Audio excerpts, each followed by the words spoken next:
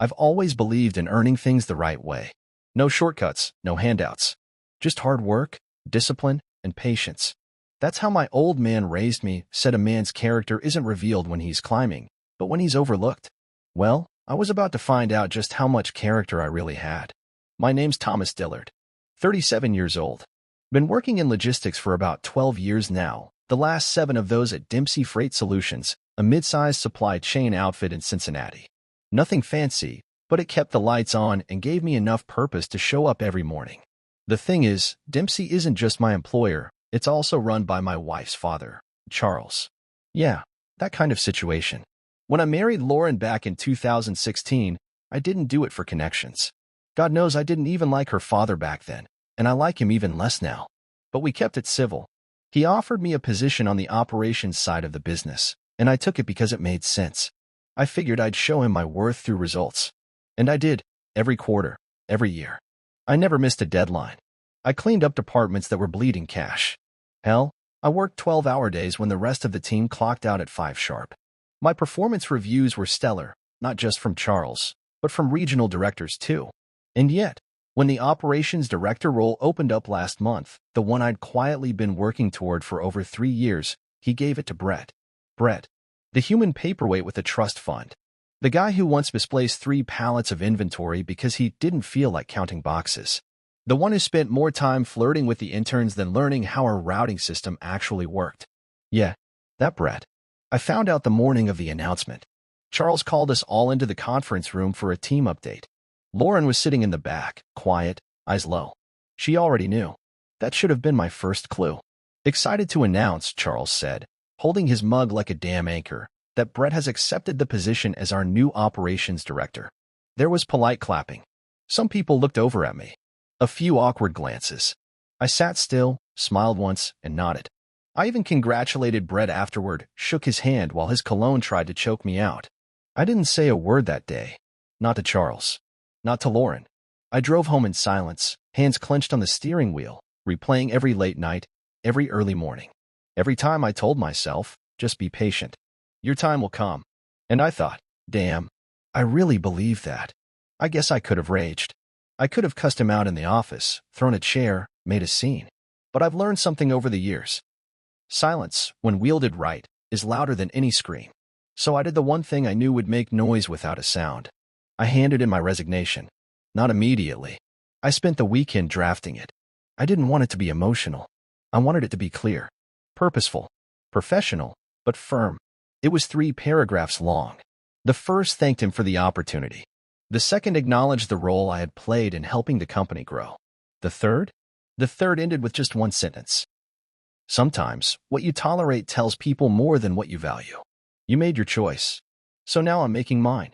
Monday morning, I walked into his office just before the team meeting. I didn't knock. Just stepped in, calm as a lake, placed the envelope on his desk. He looked up from his computer. Thomas, I'm resigning, I said. He smirked, like I was bluffing. What's this really about? You already know, I said. He opened the letter. Read it slowly. He actually chuckled at first, like it was some joke. Then he got to the last line. His face fell. This is real? I just nodded. He didn't say anything, just stared at me like he was trying to remember who I was. And I walked out. No drama. No last words. Just walked out. I passed Brett on the way to the elevator. He had a smug grin plastered on his face. That kind of smile you only earn by never working a day for anything in your life. Big moves, huh? He said. I didn't stop walking. I didn't even blink. Lauren called me an hour later. You just quit? She asked, voice tight, like I'd embarrassed her. No, I said. I reclaimed my dignity. She was quiet. Thomas, you should have talked to me. Like you talked to me before your dad handed Brett the job? Click. That night, I didn't go home. I stayed at a motel off I-71. Nothing fancy. Smelled like old carpet and regret, but the silence was mine. I laid on the bed staring at the ceiling, feeling this strange mix of anger and calm. Like something had been amputated, but at least the bleeding stopped. I woke up in that motel room the next morning, and for the first time in years, I didn't have anywhere to be at 7 a.m. No warehouse reports. No dock inspections. No fake good mornings from people who smiled with their mouths and nothing else. Just me. A stained ceiling. and a silence that didn't demand anything from me. It felt like freedom and fear at the same time. I didn't pack much when I left, just enough to hold me over for a few days. I wasn't planning anything drastic. I thought maybe I'd cool off, take a few days, let things settle. But by the second morning, when I made coffee using one of those motel packet machines that tasted like cardboard and metal, I realized I wasn't going back. Not to the company. Not to her. Lauren called a few more times that week. Left voicemails. Her voice shifted from annoyed to confused to soft. "Let's talk," she said. You didn't even give me a chance to explain. But I already knew what she'd say. She'd say it was out of her hands. That her dad runs the company. That she didn't want to start a fight. That I should have waited. That she was stuck in the middle. But see, there was the problem. She never stood in the middle. She stood behind him. Always. Every time Charles made a decision that hurt me, she just nodded and smoothed the edges. Told me to let it go. Told me I was overreacting. Like when they skipped me over for the regional travel role. Or when they gave my logistics report to someone else, and he got the bonus. Or when I told her Brett was cutting corners, and she laughed it off. That's just Brett. No, that's not just Brett. That's entitlement. That's the kind of rot that spreads when nobody checks it. And Lauren? She let it spread. She chose comfort over confrontation. And I paid the price. I moved in with my cousin Dave on the west side for a bit. Just a pull-out couch and some frozen pizza. But he didn't ask questions. He just looked at me the first night and said, "You look lighter, man. Lighter. Like you're not carrying someone else's crap anymore." He wasn't wrong. I took a job at a small distribution startup 2 weeks later. Smaller team, younger boss, tighter operation. Less money, but more respect. And that's something I hadn't felt in a long, long time. Respect. I didn't have to fight for it. Didn't have to beg for it. Didn't have to marry into it and pray someone saw my worth. I just showed up, did my job, and it was recognized. Meanwhile, Lauren kept texting. Just little things. "Hope you're okay. Still thinking about you. Dad didn't mean it like that." One day, she even said she missed me. Said we could start fresh. Start fresh? With what?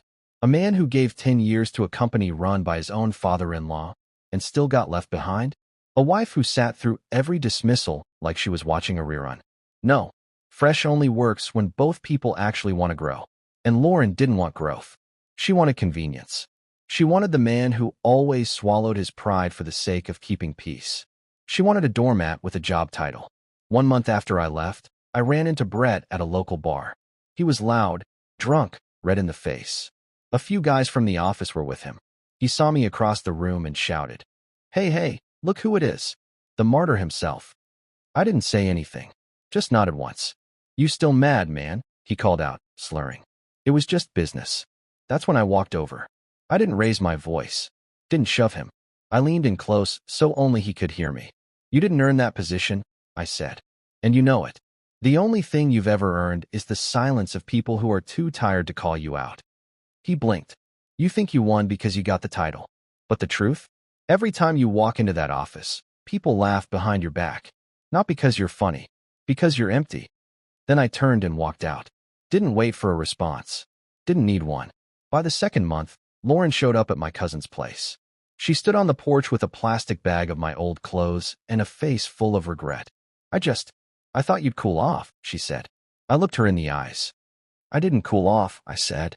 I woke up. Tears welled up. "You're really not coming back?" "No, I'm not." She opened her mouth like she wanted to plead, but the words wouldn't come. Maybe because she knew there was nothing left to say. Maybe because deep down, she understood that a man who reclaims his dignity doesn't give it back. It's been 7 months now. I've got a small place near the river. 1 bedroom. Big windows. Peaceful. I wake up, make my own coffee, take long walks without checking my phone every 5 minutes. I work for a team that respects me. I lead a department that listens to me. I sleep better than I have in years. Lauren sent me one last message 2 weeks ago. "I'm sorry," she wrote. "I should have fought for you. I should have seen what he was doing." I didn't reply. Because I wasn't angry anymore. I was just done. You know, people always say it's a mistake to walk away from a good job or a stable marriage. But let me tell you something. When your worth is only acknowledged when you're gone, you were never valued to begin with. And when the people closest to you stay silent while you're being overlooked, that silence speaks louder than love. My resignation wasn't just a letter. It was a line in the sand. And when Charles laughed until he read that last line, You made your choice. That wasn't just a jab. It was the truth. Because sometimes dignity doesn't shout. It whispers once, and then it walks away.